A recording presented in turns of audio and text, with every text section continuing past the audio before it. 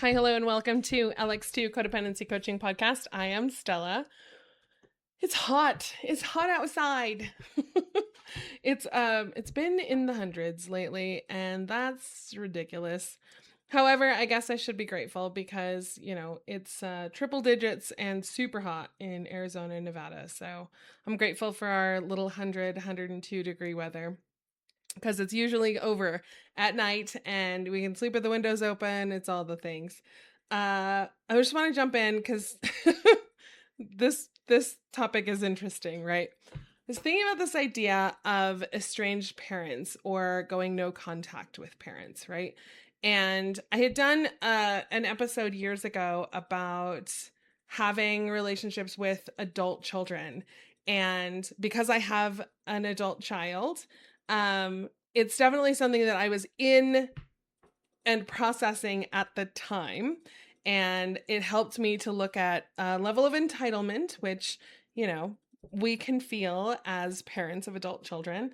But it was also an opportunity for me to check my own entitlement and also work on the relationship that I have with my child, daughter, adult, human. Uh, because, yeah, working with adults, we aren't entitled to anything. And really recognizing that there's a lot of always, right, on social media, a lot of different opinions about going no contact with parents or having estranged relationships with our parents, especially as adults, where we get to choose the kind of relationship that we have with our parents. And I fell across, I stumbled across a post from a therapist who was responding to a video, as one does, from a woman, a parent who has a strained relationship with their adult children, and she has a podcast. It's interesting.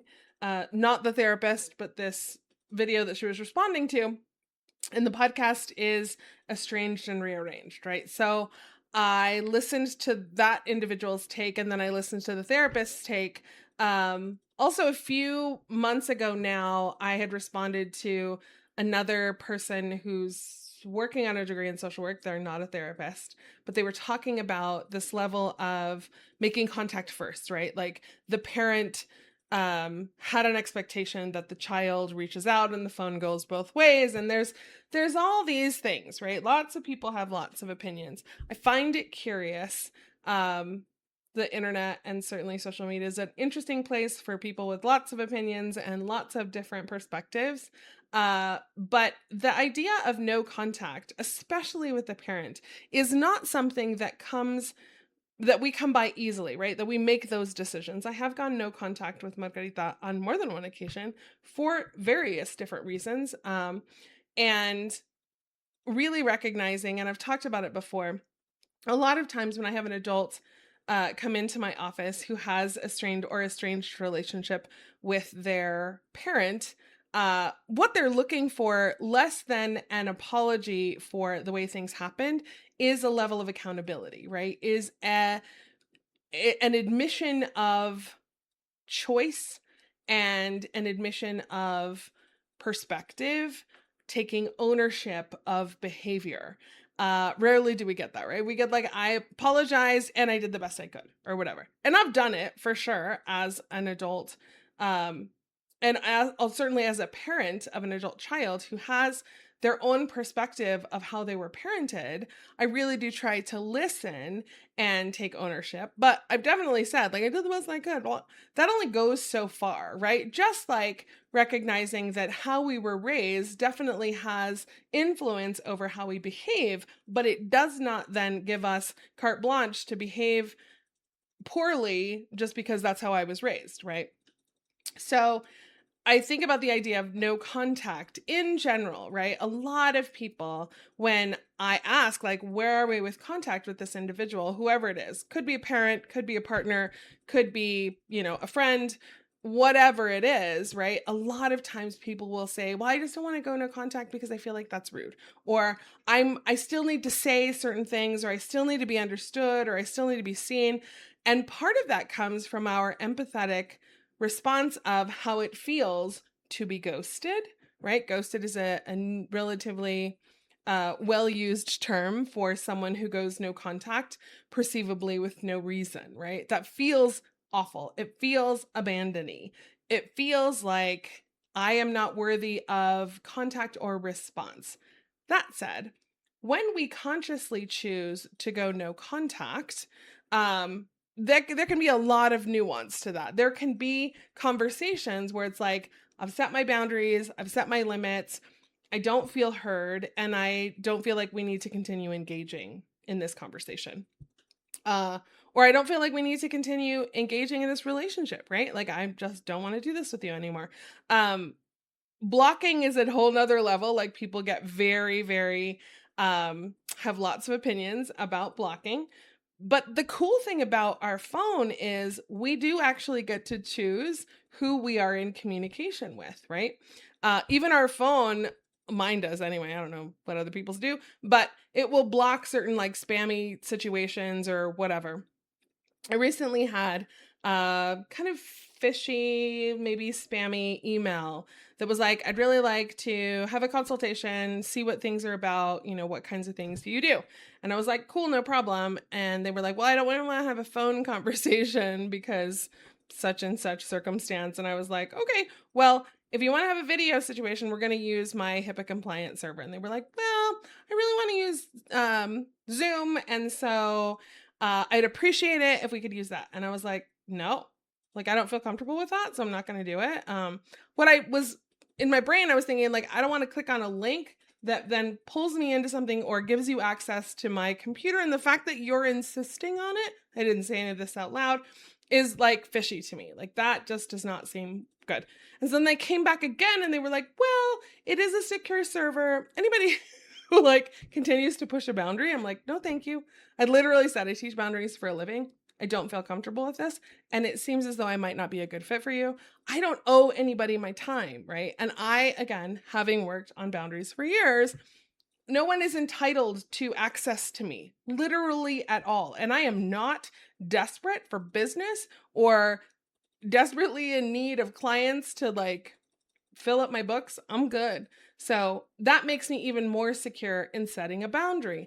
That said, when we choose to go no contact with whatever relationship we've decided to do that with, really recognizing I'm good. Like, I don't need to continue this back and forth, this like discourse with you.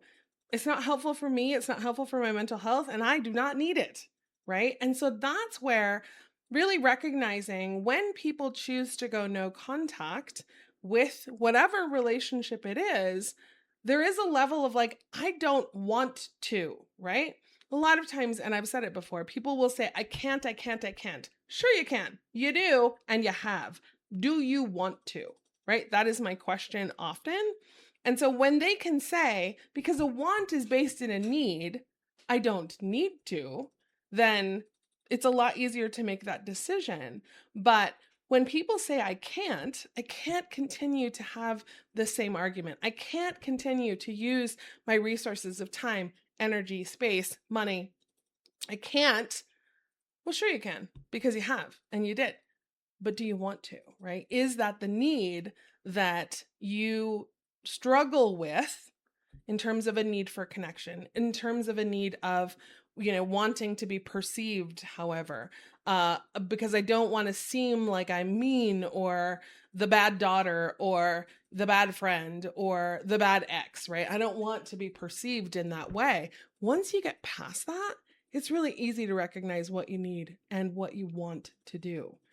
And so thinking about this idea of a strained relationship or an estranged relationship, right? A strained relationship is anything that creates discomfort, that creates challenge. It's difficult to speak with someone. It's challenging on your boundaries and your resources to engage with another person, right? That's a strained relationship, but you keep working at it. An estranged relationship is like one where we don't actually interact anymore. We don't actually like continue to pretend as though this is normal. Because for some people, it is normal to have strained relationships with their family. I have said in the past, certainly here and in other places, I don't have a problem cutting people off. Give me that. I'm going to walk out to the shed. I'm going to get the napalm. I am going to burn down the village.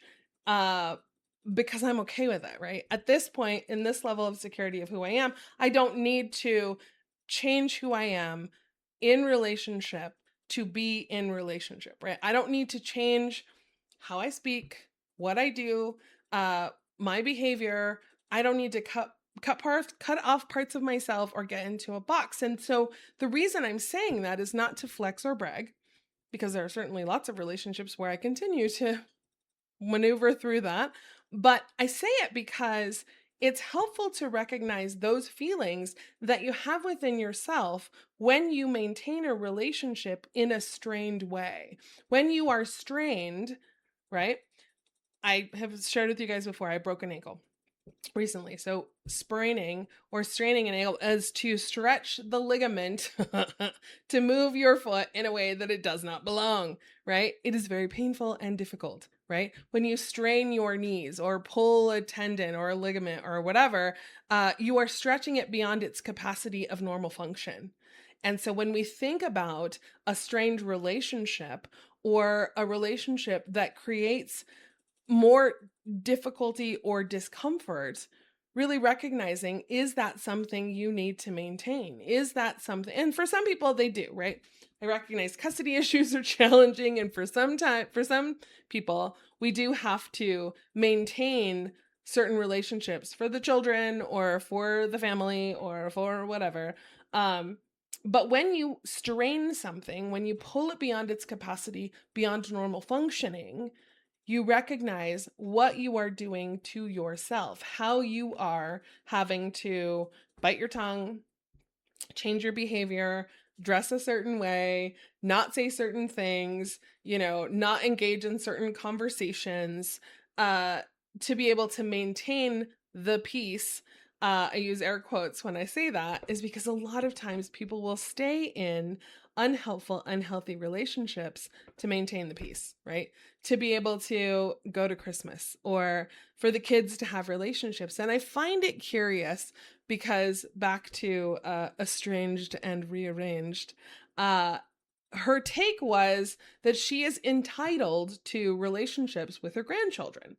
She is entitled to relationships. And because of the way her children were raised, I'm assuming by her children have made the decision not to engage, not to have a relationship with her, not to perpetuate cycles and patterns of behavior for the next generation. And I find that interesting, right? Because sure, like I definitely have messed up a million different ways, right? Take full accountability, not just because I was young, not just because I didn't have good models. For lots of reasons, I did not do it well. And I am very comfortable with the fact that there are therapists out there that know my name, and I'm okay with that, right? I don't have any shame, not in a lack of awareness, but recognizing and taking ownership and accountability for the things that I messed up. I can own that, right? I also work every day to have a relationship with my daughter, and she works every day to have a relationship with me. So much so that we had a counseling therapy situation, on the stairs of the Leaning Tower of Pisa. That's true, right? And if you were there, you know what I'm talking about. And I don't feel bad about that. I don't feel a need to have to explain it away or obfuscate, make smaller, minimize my role in the dynamic that I have had with my child, right? I don't have to do that, right? I own it. I take accountability. And even now, when I mess up, because I will, I have lots of opinions. I have a very direct way of communicating, all the things. But I've also learned, like, I trust her, right? I trust her and her partner. I trust their ability to do things. I trust that she's able to navigate around the world and do all the things. It doesn't need my perspective, right? That's a level of humility and a position of humility I have chosen to take. But when I see these parents who feel entitled to relationships with their adult children, and certainly relationships with their grandchildren. I find that interesting. I'm like, what? The level of entitlement, or the perspective of entitlement, what entitles you to a relationship at all? What entitles you to anything? Period. I recognize that people, and I struggle with entitlement in general, as a concept, certainly out in the world. Um, Beyond food, shelter, clothing, we're not entitled to anything. Freedom is not an entitlement. It's a right for sure, and a right people have fought for, but we're not entitled to it, right? We choose to live here and do the things, but every time we sign into an app or sign into, certain situations, we're not free of surveillance. We're not free of, anything. A lot of times people are actually chained to their phones. They're not free. Nothing is free. And so there is no entitlement, right? There is no entitlement to a relationship. Just because you chose to bring someone here, as hopefully you got to choose, and you raised them however you did at the time, doing your best, that doesn't entitle you to a relationship. That doesn't entitle you to access to people and their homes and their children and their resources, right? There is no entitlement. And that's why I talk about titled relationships. There's a chapter in the book, The Best Intentions, Things We Do for Love. Best Intentions, The Things We Do for Love. This is my book on boundaries and codependency, called The Myth of Family. And what I talk about is really recognizing that titled humans, mom, dad, brother, sister, uncle, grandparent, they are not entitled to anything just because they have a title, if they don't fulfill the role, right? The role and responsibilities that come with the title. If you're not doing the job, you don't get the benefits, right? And I kind of break that down in the book. I've spoken often about the fact that our resources are finite, right? There is a limit to what our resources are. So time, space, emotional energy, like thoughts, all of those things. And it's our responsibility to manage, to be good stewards of our resources, our money. And when we recognize that certain relationships put a strain on that, again, beyond function, then we have to be really conscientious of managing those resources, right? And so if going to certain family functions or being in certain relationships puts a strain on your peace, that's something to pay attention to. And even though the other person feels as though they are entitled because of their title to your resources, that doesn't actually make that true, right?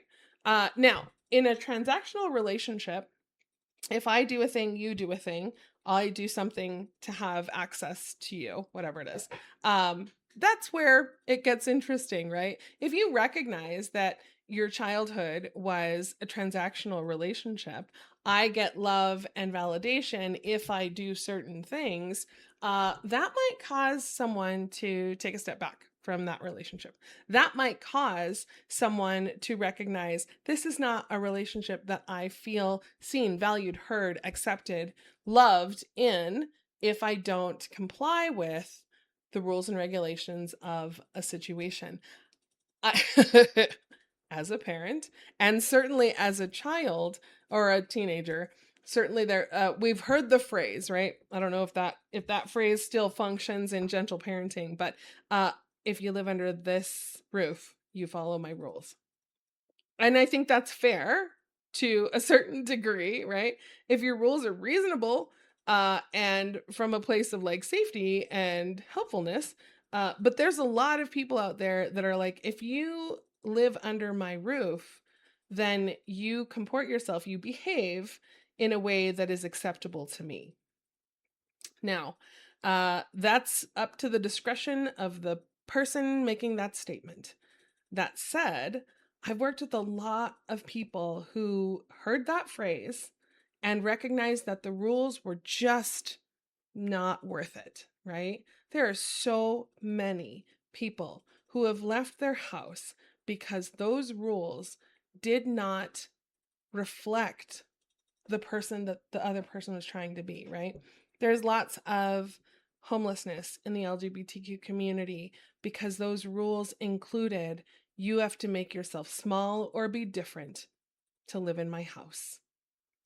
And I recognize that there are a lot of people who heard those things and chose themselves and moved on, right? Left. And they have an estranged relationship, a no contact relationship with those parents, right?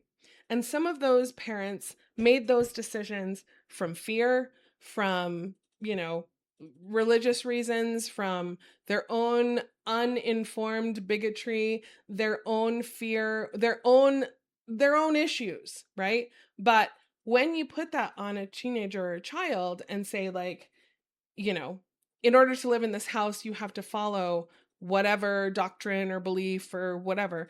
If that doesn't fit for you, people will leave, and they have, right? And that's the hard part, is that people have to choose what's going to be best for them and their mental health, and recognize what relationships either foster helpful, positive self-esteem and, feeling good about yourself, or if your first bullies were your parents, then yeah, you're likely to have an estranged relationship with that bully. Nobody goes back to high school and makes best friends with the person who called them whatever negative, pejorative thing, because, I don't have to. Why would I do that? That's silly. I'm not going to go back to school. And nobody did. Like, I was not bullied in high school. I was definitely bullied in middle school, but we all were. But I don't have to go be friends with them, right? So I shouldn't have to then stay in relationship with someone because you're my parent, you're my titled relationship, right? And so then it becomes, is it a transactional relationship, right? If I do this thing, then you'll give me support, whatever that looks like. If that is a constraint and part of the relationship dynamic, recognizing I will be in this relationship to get help and support from these individuals because they have money, they have resources, they're willing to help me with childcare, whatever it is, then yeah, if you are under that roof, you need to follow those rules, and that is your choice. But there are lots of people who choose not to play that game, right? Who have left their families of origin and made it very clear that they are going to be no contact with those individuals because it doesn't serve their mental health or their peace. And so I do advocate for no contact, right? I also advocate for healing. I also advocate for grace. I also advocate for, if you choose to go back into a relationship, really recognizing what it costs you. If it doesn't cost you anything to be kind, because it doesn't, right? Or just to be present, right? If it doesn't cost you anything, any of your resources, then yes, you can engage. Once it starts to affect your peace and your mental health, you can choose, right? And so you can have maybe a strained relationship or a distant relationship. That does not mean that you have to give someone access to your full resources, right? All of your things. It's curious to me, right? So I had a client recently whose parent passed away, and they were estranged from that parent. And so they came in and they were like, I don't know how to feel. And I was like, you can feel all the things, however, whatever comes up for you, right? And it's less about maybe the adult version of you, but it might be about the child version of you. It might be some grief about what you didn't get, and that's okay, right? But recognize, if no contact works for you, and it has worked for you this whole time, a lot of times people will say, but it's your mom or your dad, and you should, have a relationship because what if they die? Yeah, what if they die, right? Having lost a parent myself when I was young, that was not really a thought that I had in my brain, because if someone dies, because they do, there was nothing left unsaid. There was nothing. Would I have loved more time? Absolutely. But having lost one makes it really easy to then go, if the other one passed, have I said all the things? Have I done all the things? Do I feel okay about that? Then yes, I get to choose, right? And I do have a relationship with my mother now. We work on it every day. And I choose from a place of freedom to have contact, right? Does it cost me anything? No. If it starts to, then I get to make a different choice. But I find it curious. Again, all of this comes from a place of curiosity because the internet is a wild and crazy place, but there are lots of people who feel entitled to have relationships, and really recognizing that it is not just a privilege, it is a responsibility to maintain a relationship. And so it's not just with parents, right? Again, going no contact with a former partner or a friendship or whatever doesn't have to be so dramatic as to be like, I'm going no contact with you. It could just be, I don't contact you and I don't engage when you contact me, right? I there again, I look at everything like, how does it affect my peace and how does it affect my resources? I get to choose the relationships that I engage in, and just like everybody else, they also get to choose, and I'm not entitled to anything. Anyway, there's your nugget. I find it interesting, right? I'm always curious. The things that will create content for a podcast are varied just because I am a person living in the world, and also I'm working with people on a regular basis. And this no contact thing has come up a few times, because again, humans are out here just like living their lives. Not always their best life, but they're headed in that direction. So if you do want to get a hold of me and you're not scammy and weird, you can reach at me at lx2.cod.coach@gmail.com.